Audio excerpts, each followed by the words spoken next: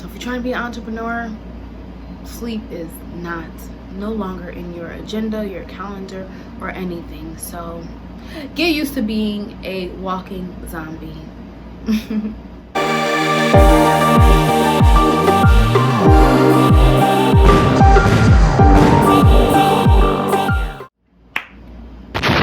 Hey guys, it's your girl Cheska back at it again with another video. You already know every Sundays and Wednesdays I'm here, so make sure that you're here with me too. Thank you so much guys for tuning in. My channel contains vlogs, fashion hauls, pranks, lifestyle, travel, love, manifestation, and lots more. So if you're definitely interested, don't forget to subscribe, like, and leave your comments below. So we're gonna get right into this video. If you haven't seen this video, which is the video about me leaving my 9-to-5 to basically be an entrepreneur and work for myself and be a YouTuber and businesswoman and a boutique owner and just basically explore whatever I want to explore in life, you know. And again, I don't knock anyone who has a 9-to-5. It's just not for me. Now, don't get me wrong, the entrepreneur life is not glitz and glam, baby girl. It's not at all. This video, I'll definitely be going over what I wish I knew before becoming an entrepreneur. Lord. All right, so right now I just vlog, I do little side gigs for people, and also my online shop, which you can definitely check out as well. Come shop with me. We'll be getting more fall items soon, but forgetting about sleep. What is sleep?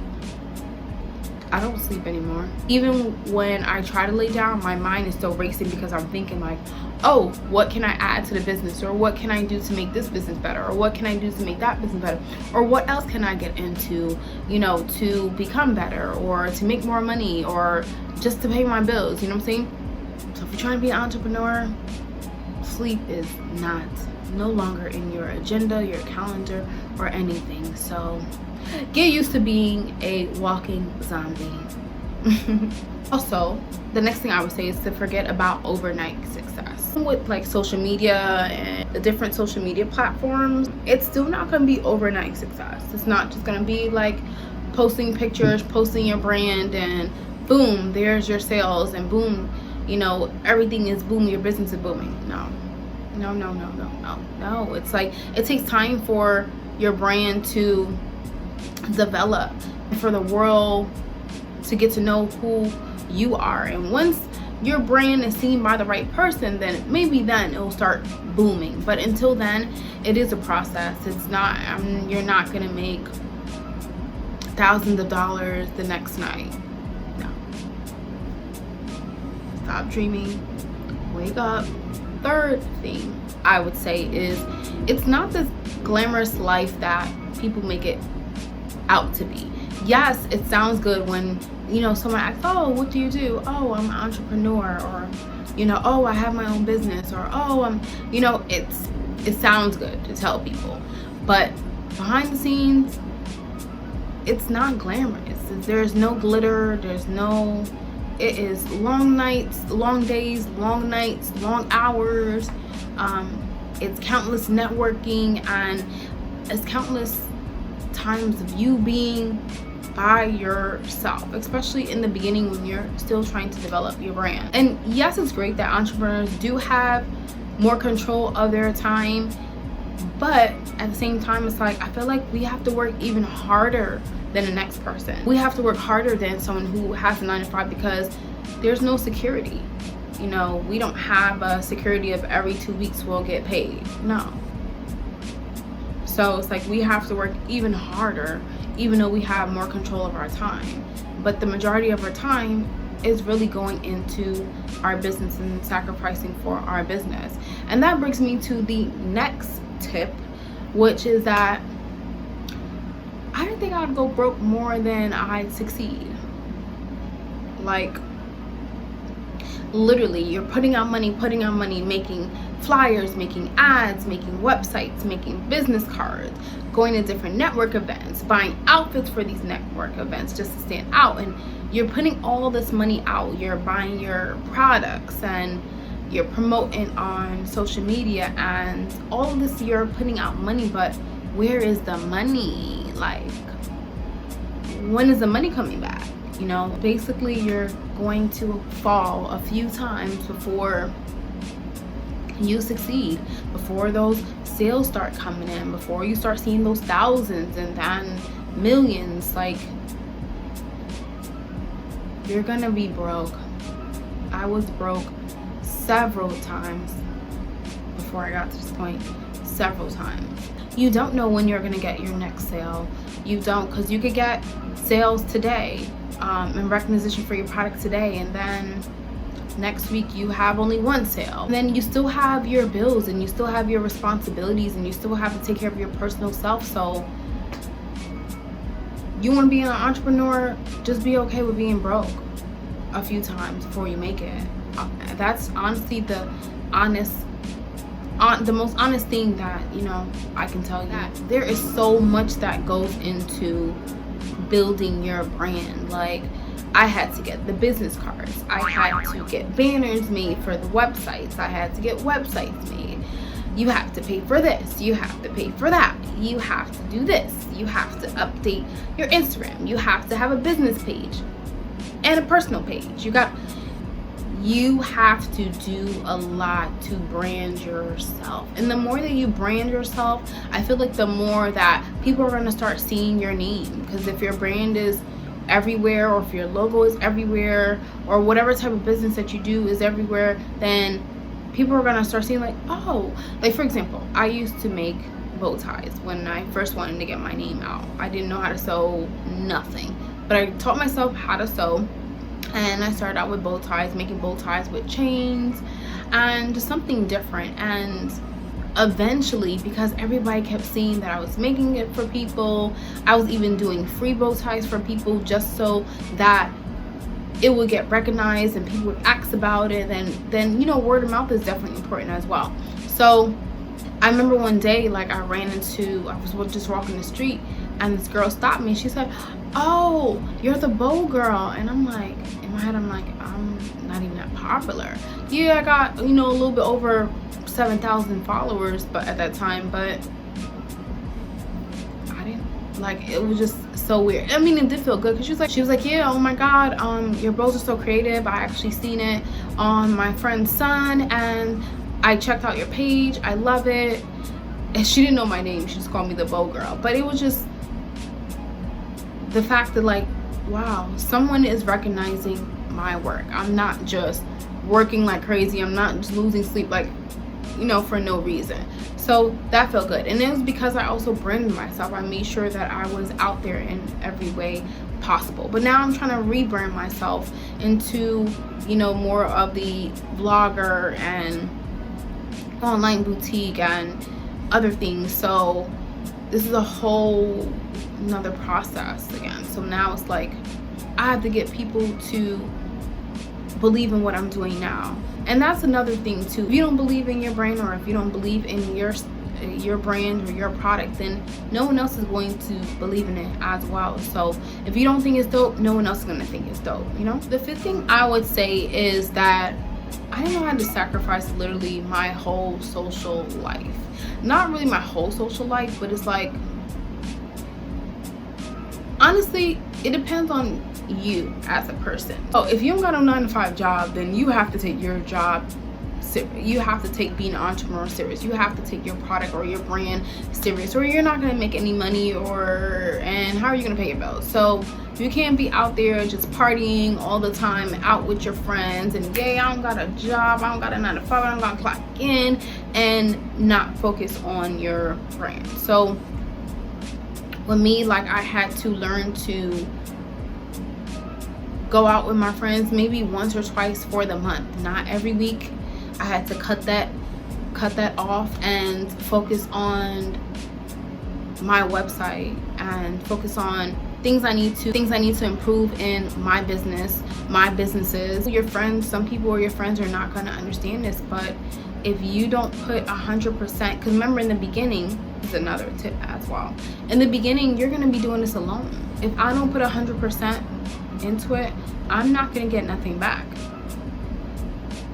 So I had to sacrifice like going out and doing certain things. Instead of just going out like with my friends to party or brunches, instead I would replace it with going to like a networking event or trying to look up for events where I can be a vendor so that my product can be seen more, so that people can know who I am more. When I tell you, I know I'm a consumer and I buy from other companies and other businesses, and I don't think I give anyone a hard time. But Lord, customers will try you, especially like for my boutique. Customers will try you. Like even when people inquire about like the rates, they'll be like, oh, that's too expensive. Like, oh, why does it cost that much? Or, oh, wait, are you making the bow tie yourself? Are you the one buying the fabric? Are you the one putting in the time to make this neat and nice for you? Are you doing the packaging? Are you? So at the end of the day, like I had to figure out what's my worth, what was my value and my worth for my brand. I want to take my brand highly. So if you feel that it's too expensive, then I understand. That's okay. We'll definitely have those difficult customers that will try you, like, and then, or they'll just ask you a million questions, and or when they have specific requests, oh my god. But at the end of the day, then you will have those customers who love your stuff, who always give you good reviews, who always tag you or promote your brand when they purchase something, or the ones who always keep returning back, which I definitely love those. Another tip of, you know, what I wish I knew before coming entrepreneur is knowing the value of my work.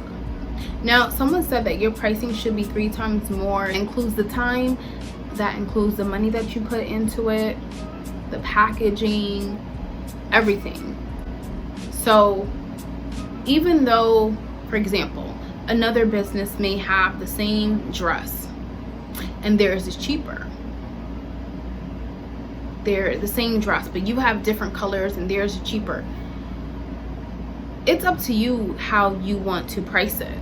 If $300 is what you want to sell it for, then sell it for $300. And a person who knows, who has good taste, and who can also see the value of your work, then they won't have a problem with paying that. So don't ever also underestimate your work or your pricing because you think that people are going to think it's too much. No, there's over 6 billion people in this world.